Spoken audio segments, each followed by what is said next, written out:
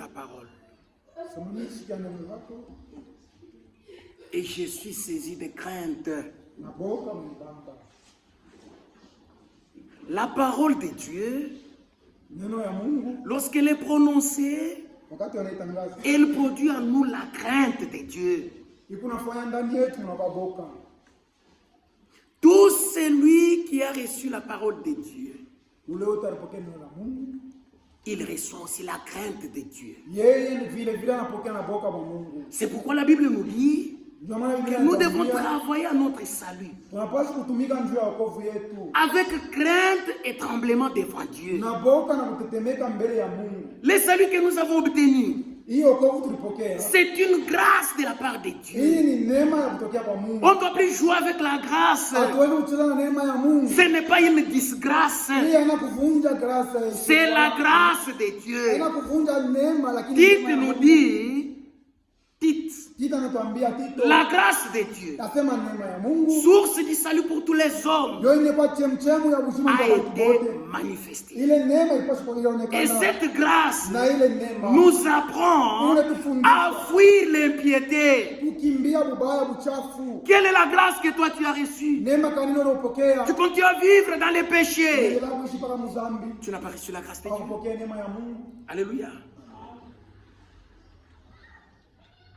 Dans les temps anciens, le Seigneur voulait préserver la vie de Ninive. Et quand Dieu veut te faire quelque chose de bien, la première des choses qu'il envoie, c'est sa parole. Si vous recevez la parole de Dieu, cette parole va produire en vous le vouloir et le faire de la parole de Dieu.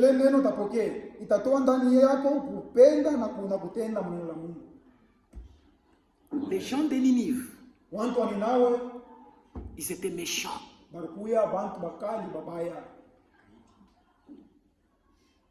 C'était de mauvaises personnes. Ils tuaient, ils commettaient adultère, ils faisaient toutes les sortes de mauvaises choses. Ils n'avaient aucune crainte de Dieu. Mais Dieu les ayant aimés, il ne leur a pas envoyé autre chose. Il leur a envoyé sa parole. Avec Jonas. Jonas est allé à Ninive. Il a commencé à prononcer la parole de Dieu. Les gens ont entendu la parole de Dieu. Ils ont agi en conséquence. On peut le lire. Jonas chapitre 3. Commençons à partir du verset 1. La parole de l'Éternel fut adressée à Jonas en ces mots. Lève-toi, va à Ninive, la grande ville, et proclame-y la publication que je t'ordonne. Et Jonas s'éleva et alla à Ninive selon la parole de l'Éternel. Or, Ninive était une très grande ville de 3 jours de marche. Jonas fut d'abord dans la ville une journée.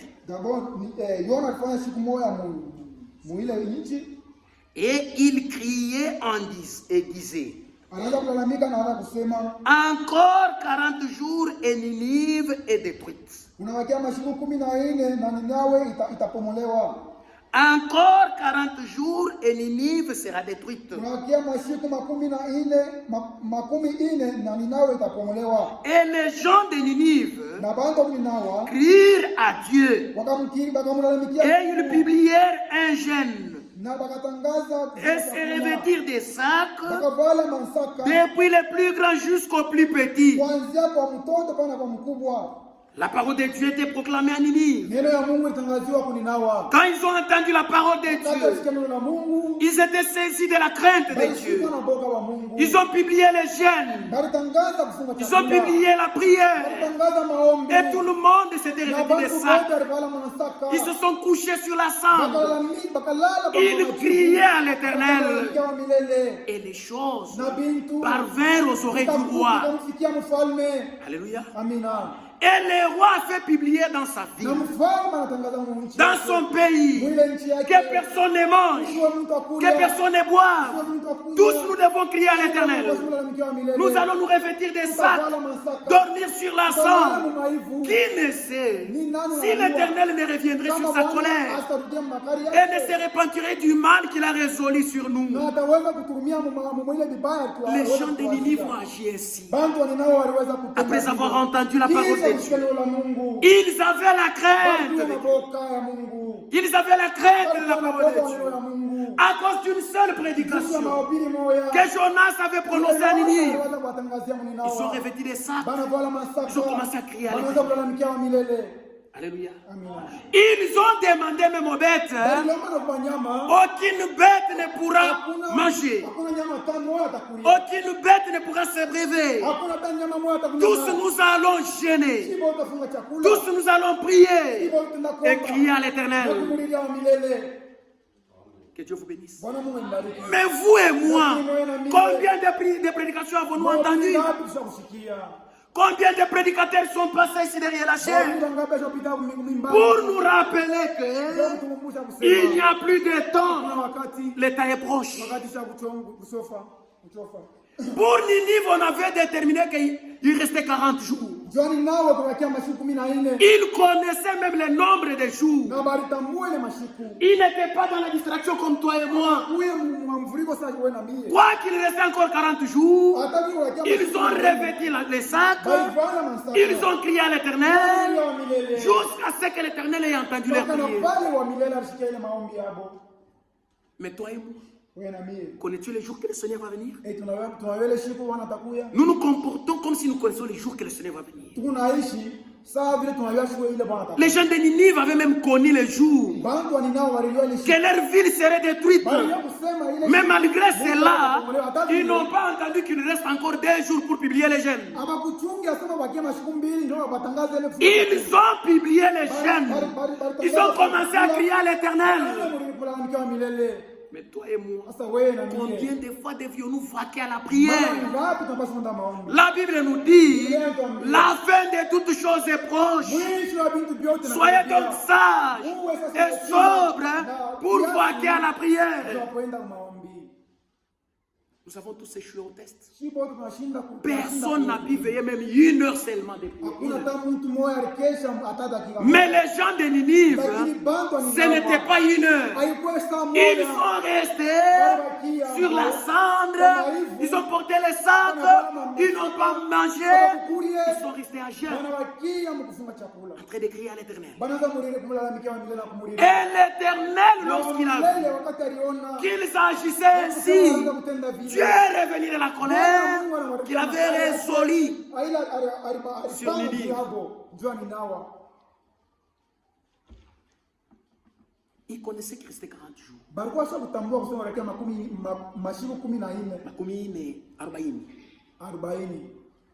Il connaissait qu'il restait 40 jours. Contrairement à toi et moi.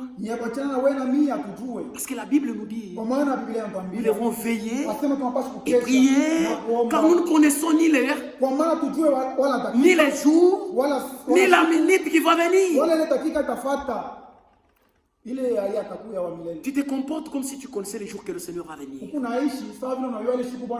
Qu'est-ce que tu attends pour être prêt?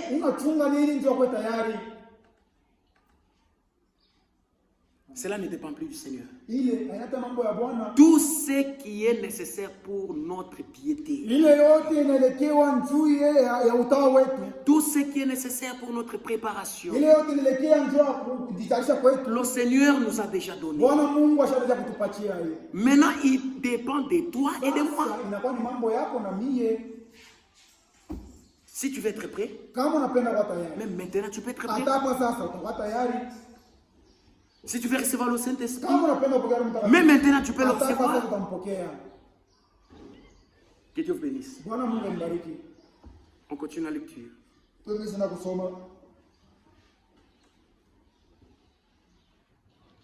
Les choses parvinrent. Les choses parvinrent aux oreilles du roi. Et il s'éleva de son trône, ôta son manteau et se couvrit d'un sac et s'assit sur la cendre. Il fit faire dans Ninive cette publication par ordre du roi et de ses grands, que les hommes et les bêtes, les bœufs et les brebis ne goûtent de rien, ne pèsent point et ne boivent point d'eau. Que les hommes et les bêtes soient couverts de sacs, qu'ils crient à Dieu avec force, qu'ils reviennent tous de leur mauvaise voie et des actes de violence dont leurs mains sont coupables. Qui sait si Dieu ne reviendra pas et ne se repentira pas, et s'il ne renoncera pas à son ardente colère en sorte que nous ne périssions point. Verset 10. Dieu vit qu'ils agissaient ainsi, qu'ils revenaient de leur mauvaise voie. Alors Dieu se repentit du mal qu'il avait résolu de leur faire, et il ne les fit pas. Alléluia. Amen. Que Dieu vous bénisse. Mon frère et ma soeur, si vous êtes sincère, si vous êtes honnête, si vous confessez vos péchés devant Dieu, sans cacher quelque chose, si Dieu voit que vous êtes sincère et que vous lui demandez de tout votre cœur, même maintenant, Dieu est capable de te donner tout ce que tu as besoin.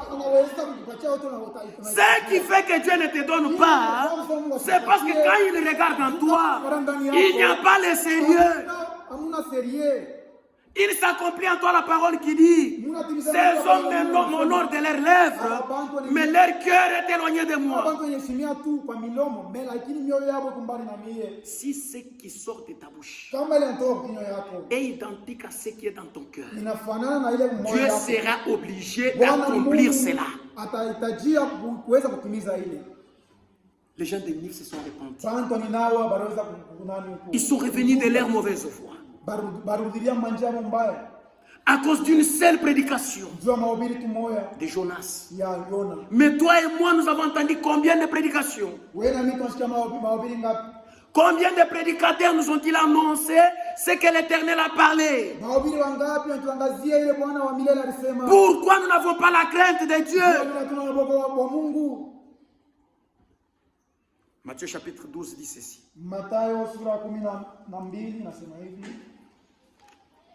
Verset 41. Pour toi qui continue encore à jouer avec la parole de Dieu. La Bible dit ceci.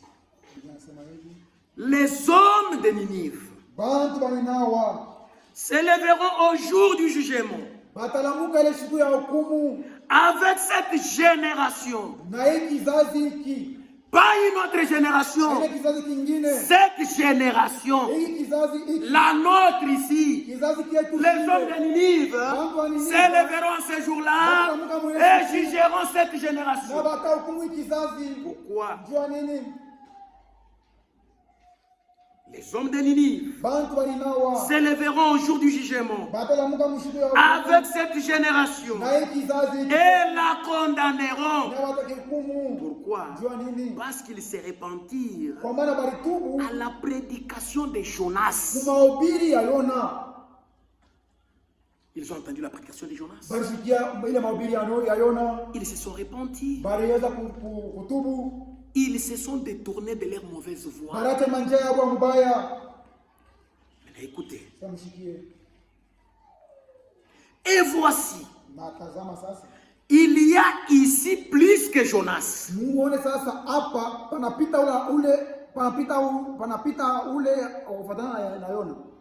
Et voici, il y a ici plus que Jonas.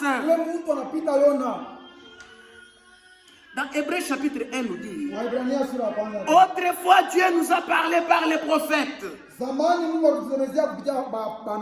Mais aujourd'hui, Dieu nous parle par son Fils, qu'il a établi héritier de toutes choses.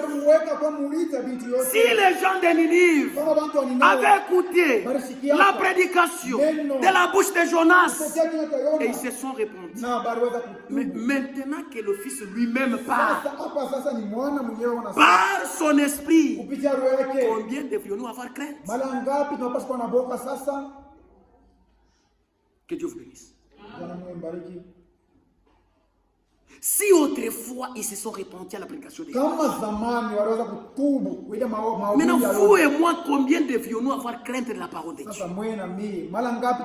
Surtout que nous voyons que la fin de toutes choses est proche. Lisons Jacques et on va entrer en prière. Jacques chapitre 1.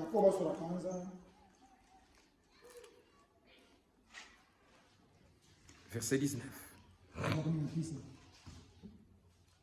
Sachez-le, mes frères bien-aimés,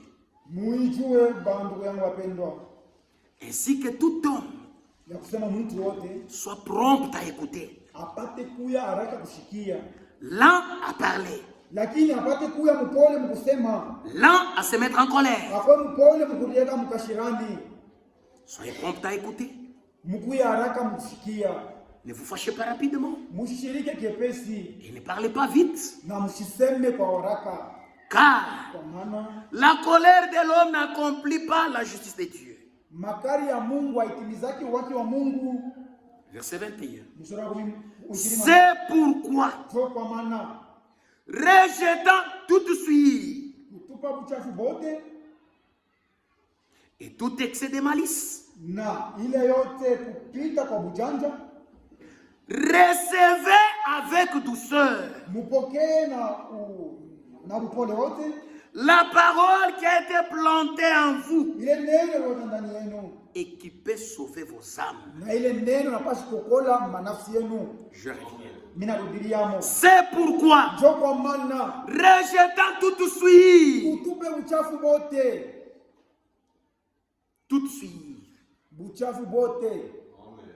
et tout excès de malice, tout excès de malice, quand tu es avec nous, tu es un frère. Mais lorsque tu es à côté, tu es un païen. La malice. Rejetant toute suie et tout excès de malice, la parole nous dit, recevez avec douceur la parole qui a été plantée en vous et qui peut sauver vos âmes. Verset 22. Mettez en pratique la parole. Mettez en pratique la parole. Et ne vous bornez pas à l'écouter, en vous trompant vous-même par de faux raisonnements. Verset 23. Car si quelqu'un écoute la parole et ne la met pas en pratique, il est semblable à un homme qui regarde dans un miroir son visage naturel et qui, après s'être regardé, s'en va et oublie aussitôt quel il était. Verset 25. Mais c'est lui qui aura plongé les regards dans la loi parfaite, la loi de la liberté, et qui aura persévéré n'étant pas un auditeur oublié, mais se mettant à l'œuvre, mais se mettant à l'œuvre, mais se mettant à l'œuvre, mais se mettant à l'œuvre. J'ai insisté pour que vous compreniez. Alléluia. N'étant pas un auditeur oublié, mais se mettant à l'œuvre. Tu entends la parole de Dieu et tu te mets à l'œuvre. Tu travailles à ton salut avec crainte et tremblement. Se mettant à l'œuvre. Quand on dit qu'il faut prier, vous priez là. Quand on dit qu'il faut jeûner, vous jeûnez selon la parole. Quand on dit qu'il faut rejeter les produits cosmétiques, prenez cela et jetez.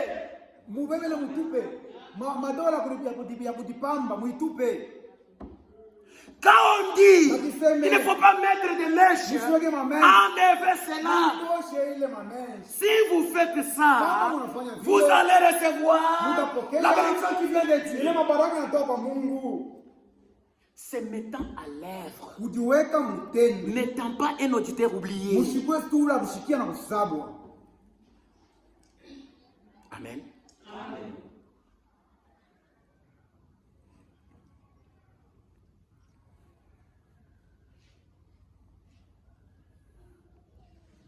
Car si quelqu'un écoute la parole de Dieu, ne la met pas en pratique, il est semblable à un homme qui regarde dans un miroir son visage naturel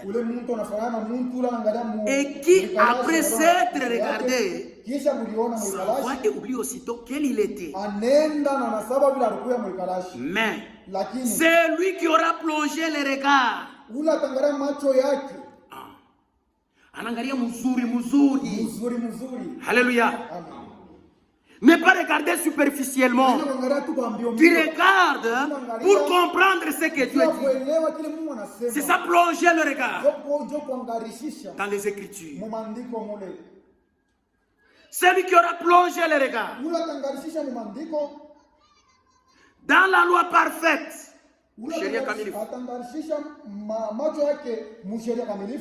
et la loi de la liberté, et qui aura persévéré n'étant pas un auditeur oublié, se mettant à l'œuvre, celui-là sera heureux dans son activité. Alléluia. Nous avons lu avec vous dans Apocalypse chapitre 1 que heureux celui qui lit, heureux ceux qui entendent, heureux ceux qui gardent les paroles de la prophétie de ce livre. Dans Apocalypse chapitre 22, nous avons lu aussi heureux ceux qui entendent les paroles de la prophétie. Ici, Jacques aussi nous dit, celui qui aura plongé les regards dans la loi parfaite, dans la loi de la liberté, n'étant pas un auditeur oublié, mais se mettant en l'œuvre, celui-là sera heureux dans son activité. La condition pour être heureux, il faut entendre la parole de Dieu et la mettre en pratique. Que Dieu vous bénisse. Nous devons obéir à la parole de Dieu. Pour accomplir le miracle, on n'a pas besoin de beaucoup prier. Pour accomplir le miracle, on n'a pas besoin de beaucoup prêcher. Pour recevoir le Saint-Esprit, on n'a pas besoin de beaucoup chanter. Mais si on obéit à la parole de Dieu, même si on ne prie pas beaucoup, le Seigneur sera obligé de nous donner ce que nous demandons. Amen. Lisez Acte 5 et nous entrons en prière. Acte chapitre 5. Là, on va entrer en prière et chacun va parler à son Dieu. Lui dire tout ce qu'il est en train de faire qui est contraire à la parole de Dieu. Demander à Dieu l'obéissance pour que Dieu accomplisse sa parole en lui, afin qu'il soit aussi heureux. Verset 29. Pierre et les apôtres répondirent: il faut obéir à Dieu plutôt qu'aux hommes. Le Dieu de nos pères a ressuscité Jésus que vous avez tué en le pendant au bois. Dieu l'a élevé par sa droite comme prince et sauveur pour donner à Israël la repentance.